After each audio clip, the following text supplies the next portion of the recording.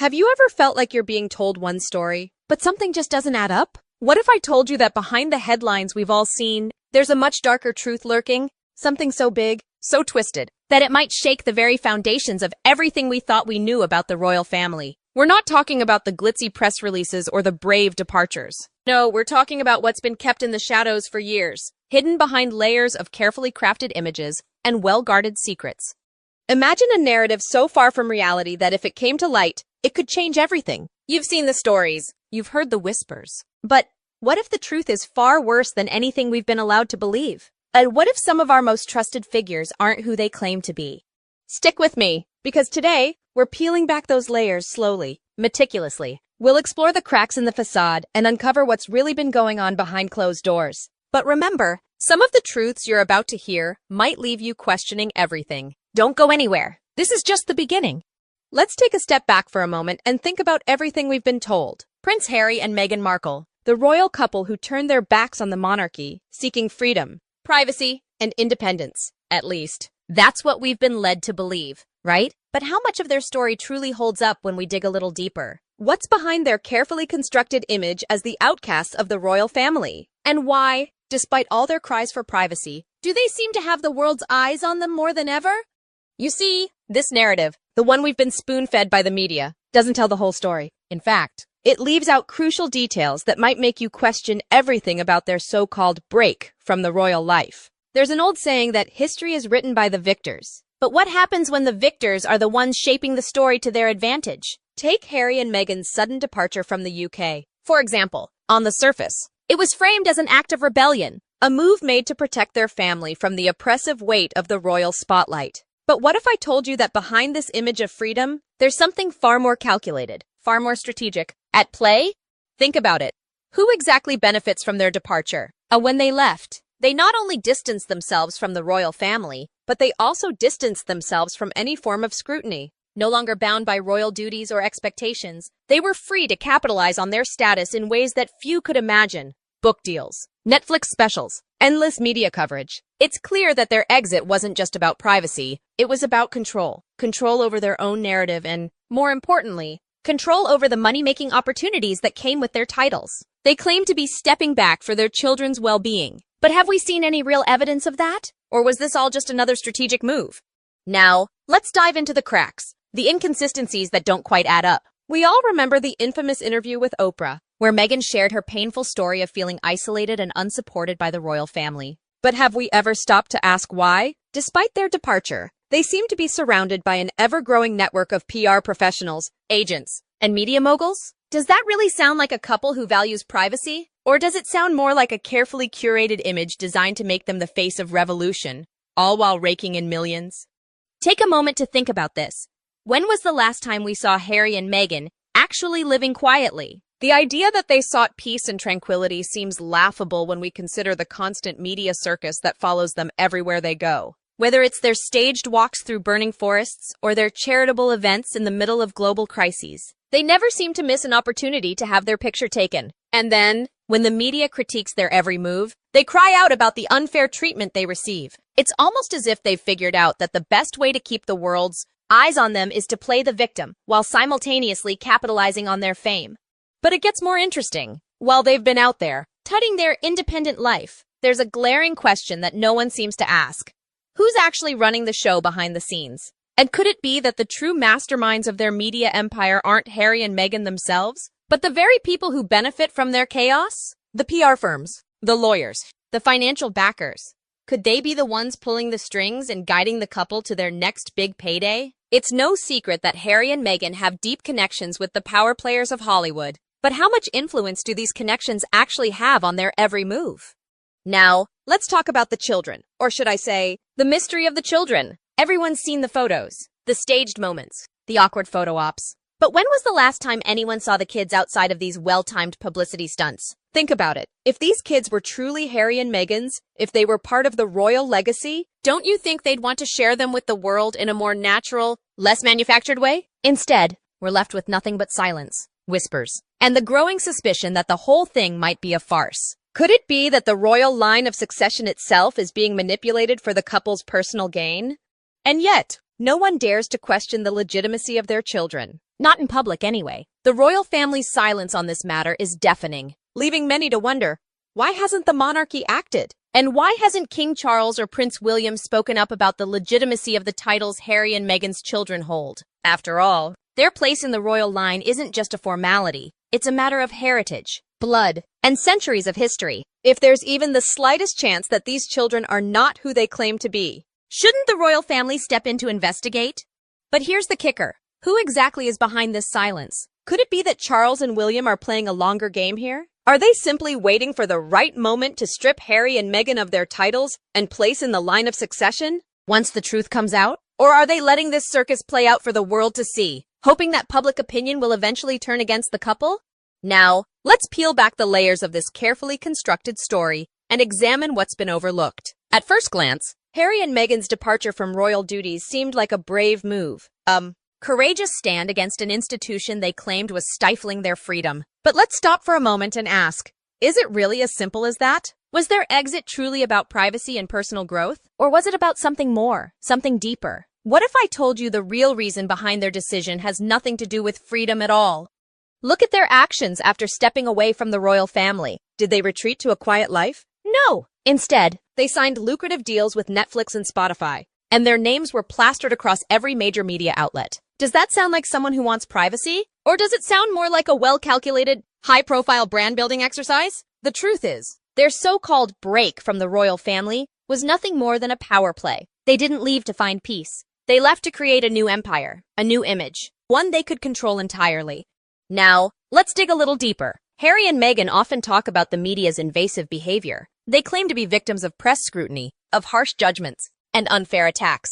But here's where things start to get tricky. Why have they, at every turn, invited the media into their lives? Think about it. From Meghan's carefully choreographed appearances at public events to the couple's infamous Oprah interview, they've consistently sought the spotlight. They may complain about the media, but they certainly don't shy away from using it to their advantage. They even wrote a book, Harry's memoir, Spare, filled with intimate details of his family, his upbringing, and his struggles. And yet, they still managed to present themselves as the victims. Isn't that a bit contradictory? If we look back at history, we see a similar pattern. Think about the royals who have walked away from the monarchy in the past, such as Edward VIII. He abdicated the throne to marry Wallis Simpson, a twice-divorced American woman. His departure, too, was framed as a personal choice, a pursuit of love and freedom. But the truth was far more complicated. Edward VIII's decision caused a major scandal, and it eventually became clear that he was not only motivated by love but by his desire for control over his life, his decisions, and his future. The parallels between Edward's actions and Harry and Meghan's cannot be ignored. In both cases, the public was sold a narrative of personal sacrifice when, in reality, these were calculated decisions designed to put the individuals in a more powerful position. But it gets even more interesting when we consider the financial motivations behind their actions. Harry and Meghan have now positioned themselves as global icons, offering advice on everything from mental health to the environment, all while profiting from their royal status. The millions they've made from their book deals, interviews, and other ventures suggest something far more strategic at play. Harry's narrative about wanting to step back from royal duties doesn't hold up when we see how tightly they've clung to the very privileges and titles they claim to be rejecting. And let's not forget the carefully curated image of Harry as a champion for mental health. While it's true that mental health is an important issue, it's hard to ignore the irony when you see Harry, with his vast resources, speaking on behalf of those struggling with mental illness while simultaneously benefiting from a global platform built on personal drama. Could his newfound mission for mental health awareness really be about helping others? Or is it just another part of his image-building campaign? The question remains, how genuine is all of this? Really? As we move closer to the truth, we have to ask, who benefits from this? Who's pulling the strings behind the scenes? Let's not kid ourselves. The people around Harry and Meghan aren't just passive bystanders. They're active players in this grand narrative. Their PR teams, agents, and media moguls stand to profit enormously from every move the couple makes. And that, my friends, is the real story that's been hidden in plain sight. The real question is the monarchy the only thing being manipulated here? Or is there something bigger at play? Something beyond what we see on the surface? But wait, just as we're about to uncover more, here's the bombshell. The thing that's been lingering in the shadows all along. It's not just about money or media control. It's about a much larger plan. A plan that's been in motion long before Harry and Meghan ever decided to step away. So stay tuned, because the truth is about to get a whole lot more explosive. It doesn't stop there. Let's talk about their so-called activism. Harry and Meghan have positioned themselves as champions of causes like mental health, gender equality, and climate change. But here's where it gets complicated. How can you truly champion a cause if you're being paid millions for your advocacy? In 2020, Harry and Meghan made a deal with Netflix, reportedly worth around $100 million, to produce content about social justice. Yet, when it comes to their own lives, tied up in controversy after controversy, where's the transparency? They want us to believe they're fighting for justice. But is the real fight here simply to maintain their grip on the royal brand? Now, let's take a moment to dig into a major inconsistency that many people have ignored. Remember the infamous Oprah interview? In it, Harry and Meghan painted a picture of a family deeply divided, where they were trapped by a cold, indifferent monarchy. But if we take a step back, we have to ask, why hasn't Harry ever mentioned the real, personal stakes of their departure? If he was so unhappy in the royal family, why did he remain silent for years before suddenly speaking out? Let's not forget, this was the same man who spent years using his royal status to get ahead in life. Suddenly, he's a victim? The timing is suspicious, to say the least. Let's also revisit the financial side of their exit. After stepping down, they quickly amassed a fortune from book deals, interviews, and speaking engagements. How many other people, in any other industry, could step away from their career and earn that much? How many of us could leave a job and get paid millions simply for telling our personal story? The answer is clear. It's not about freedom or privacy. It's about cashing in on the royal brand. The question we need to ask is, how much is too much?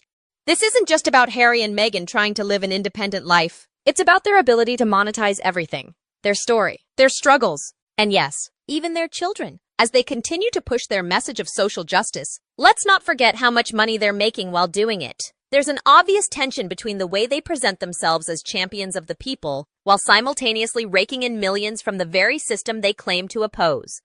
And just when you think this couldn't get more complicated, here's a shocking revelation. Remember how Meghan's family was barely mentioned in their interviews? Well, it turns out there might be some very big reasons why. Meghan's estranged relationship with her father and half-siblings paints a picture of a woman who's not quite the perfect victim she's often portrayed as. Her father, Thomas Markle, has repeatedly spoken out about her and Harry's behavior, and yet his voice has been completely sidelined. But why? Why is Meghan's family so conveniently left out of the narrative? Could it be that there's a deeper, darker story here? A story of family secrets and betrayals that were not being told? And now, we come to the most perplexing part of this entire saga. The children. They've been presented to the world as the next royal heirs. But have we ever seen them truly live a normal life? Where are the photos of them playing, growing, and experiencing life as children? All we've gotten are carefully staged moments, photo ops in front of carefully selected backdrops. Is this really about the kids? Or is it about creating a perfect family image that continues to drive their brand? After all, how else do you keep a narrative like this alive unless it's constantly fed to the public?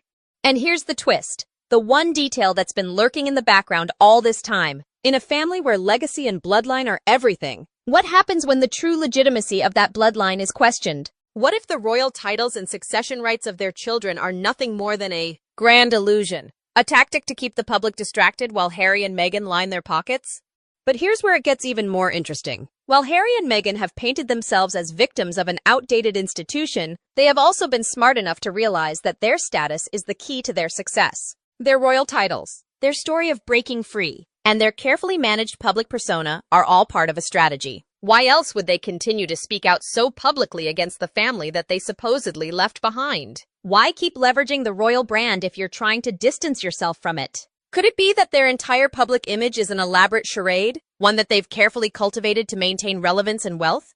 Now, let's talk about their real motivations. If we follow the trail, it's clear that Harry and Meghan have been setting up a new empire, one that depends on constant media attention. With every interview, every photo op, and every project, they ensure that the world's eyes stay firmly on them. But why? What's the end game here? Well, it's simple. Control. Control of their image, control of the narrative, and most importantly, control of the money. In fact, the way they've capitalized on their royal status is a masterclass in brand building. The problem is, this comes at the expense of their credibility. The more they sell their story, the more it feels like they're profiting from a family scandal rather than genuinely fighting for change or justice.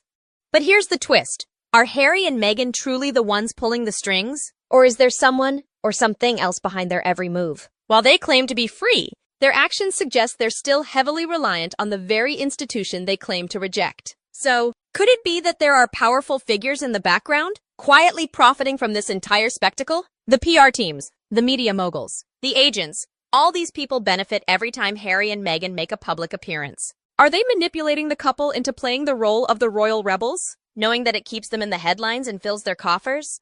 But here's the final bombshell, the thing that truly changes everything. What if this entire narrative is being used as a smokescreen to hide something even more explosive? Could it be that there's a larger, more sinister force at work here? One that's been orchestrating this entire saga for years?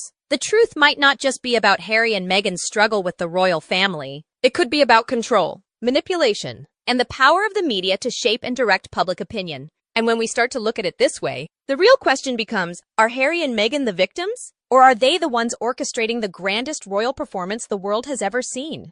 So, what do we make of everything we've uncovered so far? Harry and Meghan, in their quest for freedom and privacy, seem to have crafted an entire narrative that fits perfectly with the modern world's obsession with celebrity and scandal. But as we've seen, the reality behind their departure from the royal family isn't as straightforward as it may seem. Their exit was more than just a personal decision.